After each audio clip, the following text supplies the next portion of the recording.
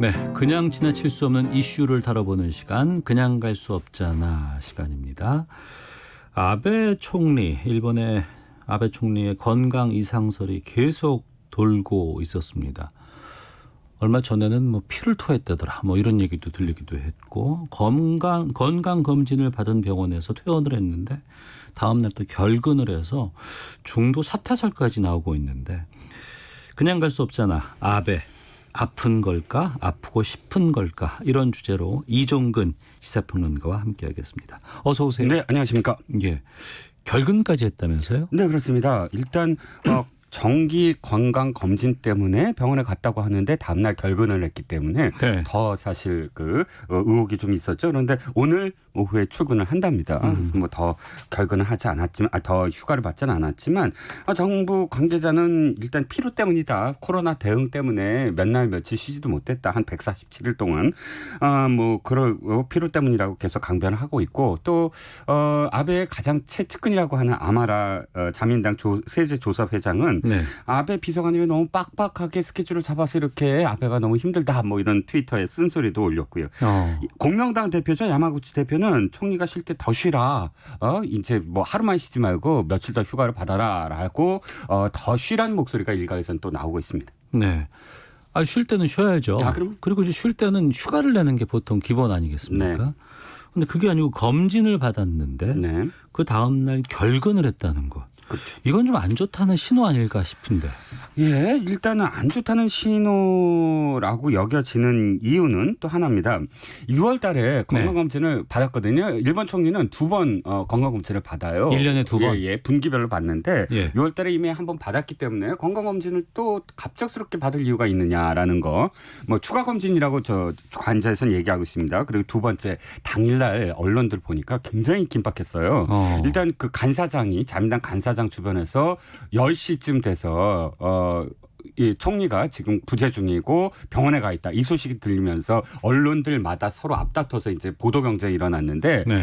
사임할 것이다라는 보도가 굉장히 많았어요. 오늘 오후에 사임 발표할 것이다. 그다음에 아예 뭐 뭐랄까, 퇴임사를 지금 원고 작성 중이다, 이렇게까지 지금 뭐 보도가 나왔었습니다. 사실 이렇게 긴박했던 건 8월 4일 날 뭐 그 사진 주간지에 사진만 싣는 주간지가 플래시라는 주간지가 7월 16일이죠. 7월 6일 네. 아베 총리가 집무실에서 토혈을 했다. 피를 토했다. 이 기사를 냈기 때문에 그 기사를 즉각 부인은 했지만 그랬다가 갑작스럽게 병원에 가 있다니까 이게 연결이 되면서 굉장히 그 당일 날은 17일 날은 일본 전국이 되게 어수선했어요. 근데 이제 의혹을 키우는 건 관계자가 토혈은 안 했지만 아침부터 몸이 불편해서 고이케 유리코 도지사, 이번에 뭐 재선된 분이죠.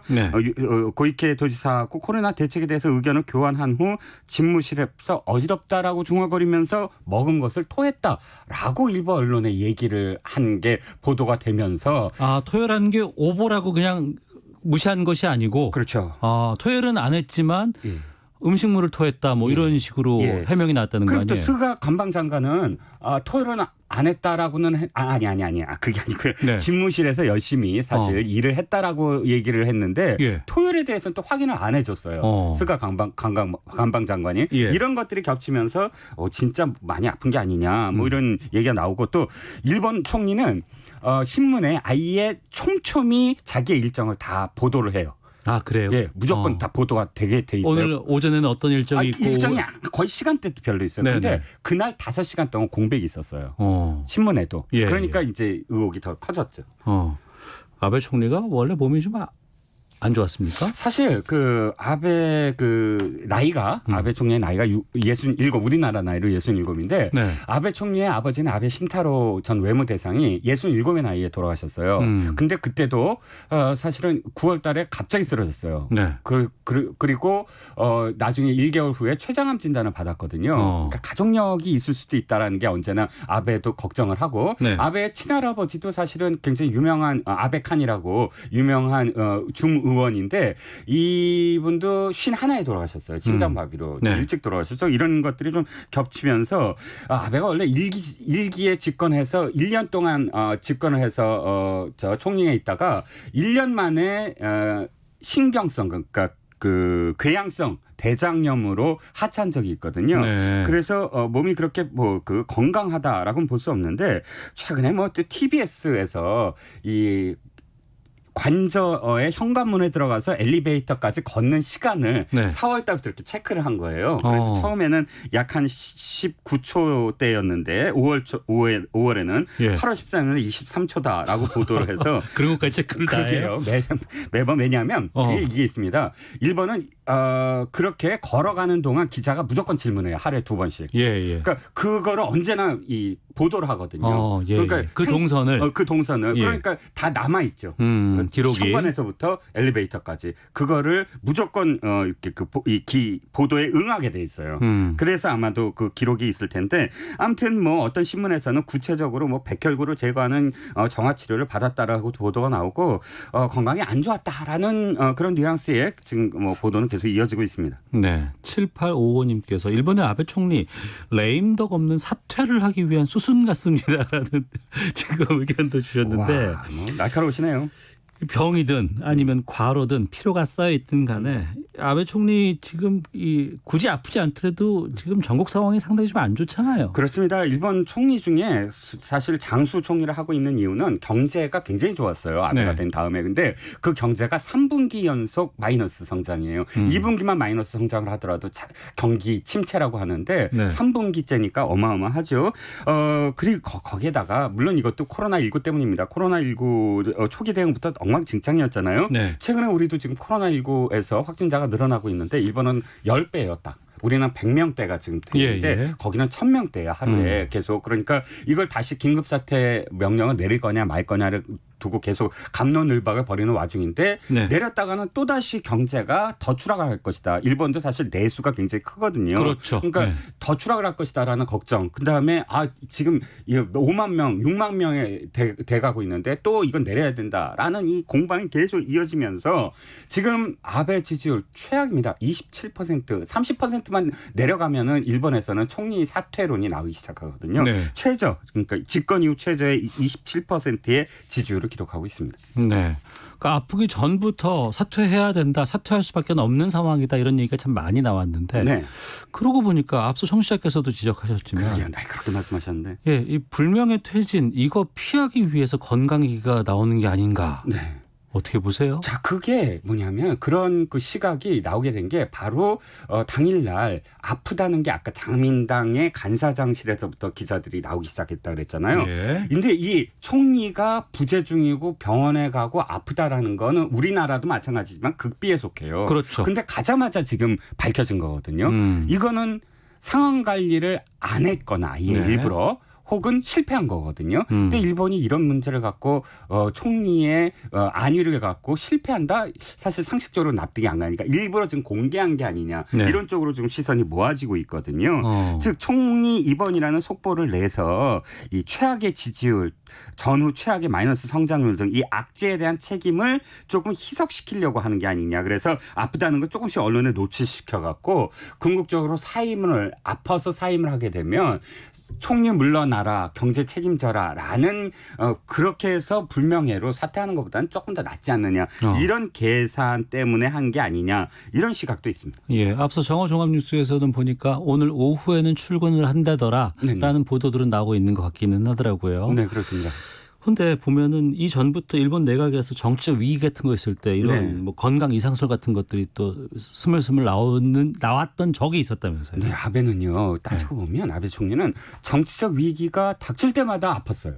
아베 총리의 경우 그랬어요. 참 희한하게요. 자, 보시면 2015년도에 헌법을 자의적으로 해석을 해서 미국에 좀 더 지원을 하고 또 헌법을 그러니까 자위대라는 부분도 좀 더 확대하겠다. 뭐 이런 식의 어떤 이야기를 하면서부터 좀 지지율이 떨어졌어요. 그런데 그때도 토혈과 관련된 기사가 한번 보도가 됐어요. 도쿄 스테이션이라는 호텔에서 회의 중에 갑자기 화장실로 뛰어들어서 토혈을 했다. 이런 보도가 그때 나왔었거든요. 물론 토혈 피는 아니었다. 뭐 이런 식의 부인은 했지만 그때도 그랬죠. 2017년도에 가계학원 스캔들이라고 해서 부인이 연루된 스캔들이 있었어요. 네. 이거 굉장히 컸죠. 사건이 굉장히 커졌는데 이때도 지지율이 하락했을 때 건강 이상설이 또 보도가 되면서 그때도 3시간 동안 비어 있었어요. 의문의 공백이. 네. 뭐 이랬죠. 그다음에 일기 집권으로 다시 넘어가면 왜 아까 아팠다고 그랬잖아요. 예. 근데 그때 사실은 굉장히 스캔들이 많았어요. 임명해서 내각이 시작된 지 얼마 안 됐는데 장관 5명이 연달아서 각각 다른 이유의 스캔들로 네. 다 중도 사퇴를 한 거예요. 그런 경력이 있음에도 불구하고 오래 버티네요. 그렇습니다. 일기 때는 바로 또 물러났잖아요. 지금도 벚꽃 스캔들이니 뭐니 엄청나게 스캔들이 그 벚꽃 스캔들도 어마어마하죠. 예. 그래서 이때도 사실은 이렇게 5명이 중도 하차하니까 참의원 선거에서 완전히 참패를 했거든요. 네네. 그다음부터 갑자기 아프다는 핑계로 뭐 무슨 중요한 회의에 결석을 하더니 끝내는 게이오 병원. 이때도 게이오 병원에 입원하면서 사퇴를 했습니다. 그래서 평행 이론처럼 좀 비슷해지는 게 아니냐. 그런데도 어쨌든 아베는 24일까지 버티려 한다는 설이 있습니다. 24일은 왜 그렇죠? 24일이 지금 최장기 집권을 한 사토 에이사쿠라는 총리가 있어요. 예. 아베한테는 작은 외할아버지인데 이 사람이 2798일 동안 집권을 했거든요. 23일이 2798일 되는 날이에요. 24일이 99 그러니까 기록을 깬다는 날이죠. 그래서 그 기록을 깨고 그다음에 9월에 있을 자민당 내부 인사를 자신한테 유리하게 만든 다음 사임할 게 아니냐라는 그런 지금 예상을 하고 있는 거죠. 그러니까 최장수 총리로 등극하기 위한 그 시한이 24일까지. 네. 그때까지는 있을 것 같다. 네. 추측입니다. 일본 내 보도입니다. 일본 내 보도. 제 분석은 아니고. 알겠습니다. 네.